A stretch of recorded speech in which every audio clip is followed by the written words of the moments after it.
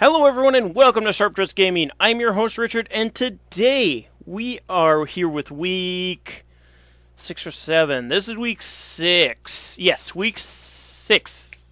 6 of, of the Primal Battle League.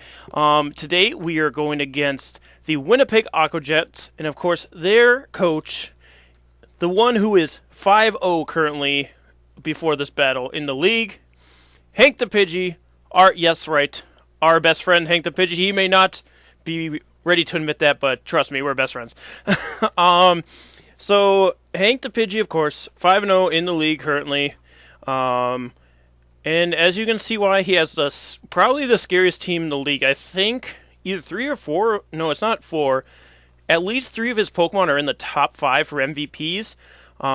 And of course, if you guys ever want to know anything about the Primal Battle League, whether it be schedule, MVPs, people's team rosters, there is a link in the description. Go click on that and you can go check out all your favorite teams and see how they are doing and what they are going to be up to in the future, as well as videos for everybody's battles. I think are up there. I think our last one and this one, obviously, because I'm recording it, isn't on there right now because I can't edit it, so I'm going to try and see if I can get the people who can edit it to get our videos on there.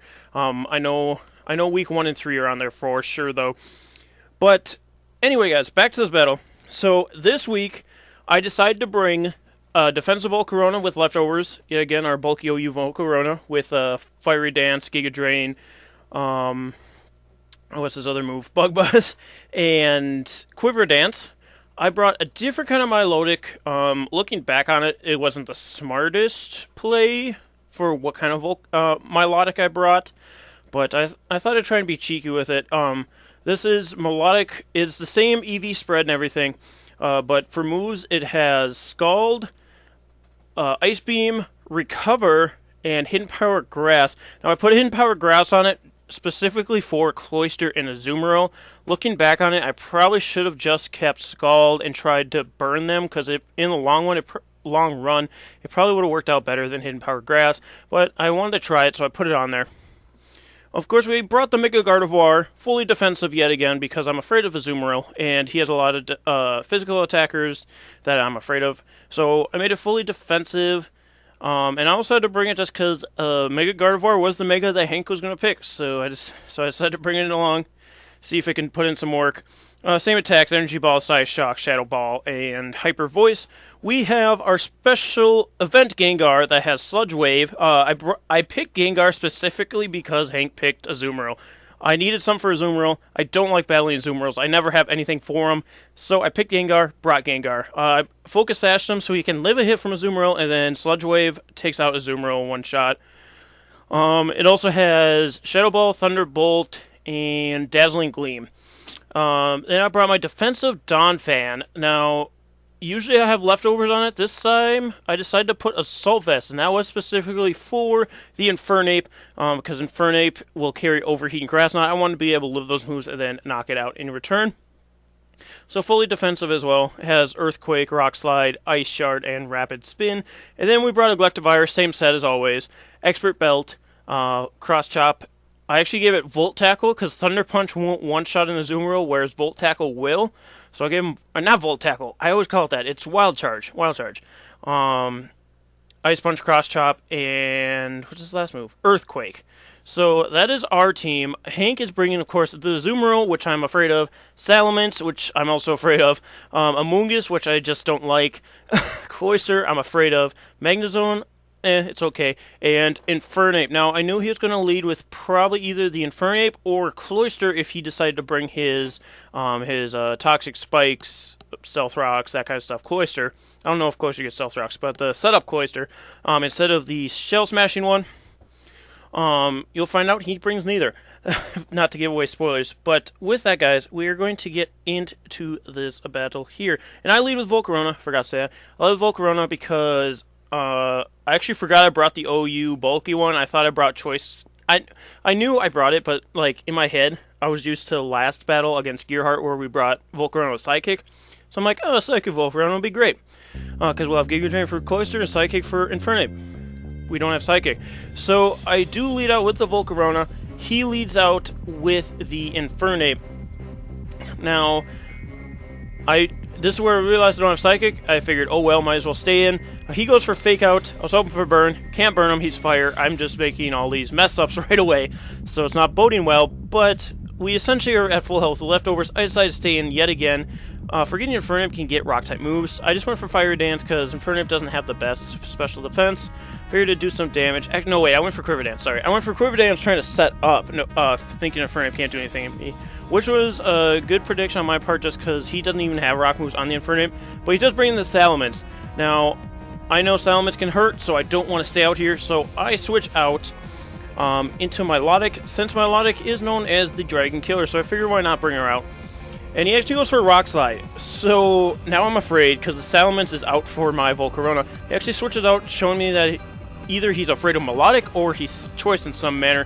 He goes into Mungus. I actually went for Scald, knowing he'd probably switch out and thinking Scald would be the safest move because I could possibly burn something coming in. Goes to Mungus, don't even get the burn. I don't want to stay in here, so I actually switch out. Probably should have stayed in, but I didn't. I will go out to Volcarona, thinking I can get a nice Fire Dance off on this Mungus, but he does in fact Spore, unfortunately putting my Volcarona to sleep. Which is alright. I'm just going to stay in and actually try and wake up my Volcarona, because I don't want it to sleep, because it can actually do work to a lot of his Pokemon other than Salamence. Infernape comes back out, though, and now I'm kind of wondering why Infernape came back out. I'm just going to stay in, try and work off some sleep. He goes for the Stealth Rock, setting those up. I'm not too concerned right now, because Volcarona's already out here as it is, so I'll just go for the Fiery Dance, get out some more damage on this Infernape. Actually, this is my first damage on this Infernape because he switched out the first time. We don't get that special attack boost, which I really wanted this turn because now he does switch out into Salamence, and I would like to get as much damage off on this thing as I can, so hopefully I can do a quick bopping on it so I can get it out of the way and Volcarona can essentially go through the rest of the team. Unfortunately, I didn't get it, but I do get it this turn, but I'm obviously not staying in. Knowing Rock Slide is coming my way from a Salamence, I think it's like a 65% chance to knock out Volcarona. I'm not taking those chances. Volcaronas are a big key to win this.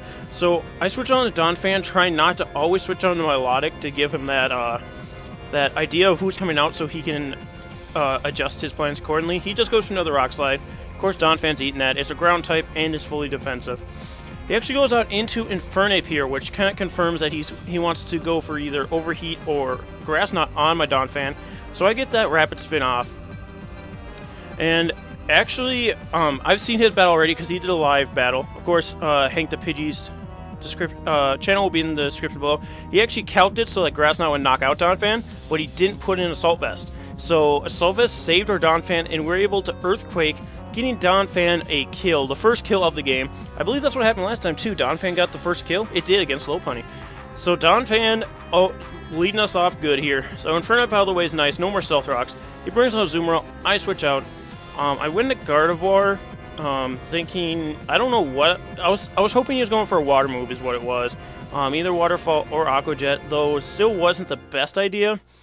Because he goes for Play Rough, and this is a Choice Banded Azumarill, and that almost kills us. I don't want my Mega dead yet, and I was hoping he was going for Aqua Jet.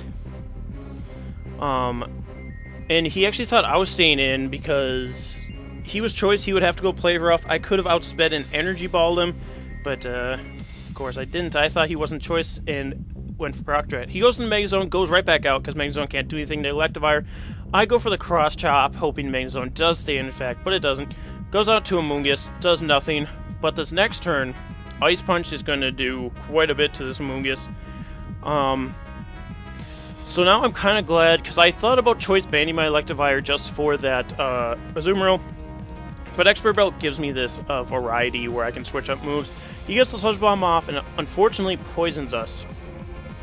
Now, as you will see in this game, there isn't a lot of predicting on either sides of the field, and that's because this game is so tight and we're both playing so well that there really is no room for screwing up and over-predicting or under-predicting. You just have to go for the move that is going to be best for the Pokemon that's out at that time. So I went for another Ice Punch. Of course, Azumarill went out, and Aqua Jet will be able to take out my poor Electivire. I didn't want to throw anybody away to Azumarill because I knew it was going to be able to take out the Aqua Jet anyway. But I just wanted to free switch into Gengar. So he actually goes for another Aqua Jet, and even Choice Band of Azumarill doesn't bring Gengar down to my Focus Sash, so I probably could have Scarfed it or something else, but I just wanted to be safe, just put a Focus Sash on it. And Sludge Wave, of course, does take out Azumarill like I planned it on doing, so Azumarill's out of the way, big threat out of the way. And in comes the Salamence. Now, I know the Salamence is probably Scarfed, especially how he's been playing it, so I get out of here because I don't want Gengar dead quite yet. Go back out into Melodic. Being at full health, she can take anything, and actually Rock Slide misses again. So, Melodic has avoided 2 Rock Slides so far, which is nice. Again, I go for Scald, hoping to burn something coming in, but it is the Magnezone. And we burn the Magnezone, which is nice to get that residual damage off at least, because this thing is walling my Melodic right now. So I will switch out Melodic into... I'm so far off my notes, I don't even know what's going on anymore. Into Volcarona, knowing that this Magnezone really can't do anything to Volcarona. He actually goes for Hidden Power Ice, expecting the Donphan, and I didn't go into Donphan. So Volcarona is here taking that hit. I'm just going to go for a Fiery Dance. In case he does stay in, I get rid of the Magnezone. If he doesn't, I still get off pretty good damage.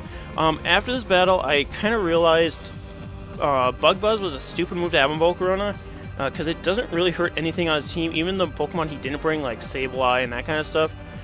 So that's something to consider, is not always needing Bug Buzz on Volcarona. I probably could have went for like Psychic, or even Hidden Power Ice would have been nice, because we could have caught Salamence, even though there wasn't a lot of predicting. I do switch out, because again, Rock Slide's going to hurt. I go into Donphan again this time, and at this range, Donphan will take the hit. And I'm going to go for the Ice Shard, hoping he stays in. Of course he doesn't. He's trying to save the Salamence because that's really his big check for Volcarona right now, other than his Cloyster, which I have Giga Drain for Cloyster as well, so if I do live anything from Cloyster, I would knock him out. I just go for Ice Shard, get a little bit of damage off his Megazone. I don't want to stay in because he does have the Hidden Power Ice, which will take out my Donphan. I don't want Donphan gone yet. So I go out into Melodic, hoping for that Hidden Power Ice. He actually goes for Flash Cannon. And here, I kind of make a misplay. I am assuming he's Scarfed or Specs. Turns out this is one of the only Pokemon he doesn't have choiced, because as you see, Salamence was choiced, Azumarill's choiced, and something else is choiced we haven't seen yet. So I'm just going to go for the Ice Beam, figuring he'd just switch out because I thought he was locked into Hidden Power Ice. He is not. He's actually Assault Vest, and he goes for the Volt Switch, and that's an Analytic Volt Switch, and Melodic still lived it. So, good job, Melodic. I love you. Yo, perfect. But, unfortunately, now we're down to a range where Rock Slide will kill Melodic. And that's a big thing because the Salamence is going to be able to just Rock Slide whenever it wants and kill almost everything. But, fortunately, our Donphan, I didn't actually think Donphan would live this.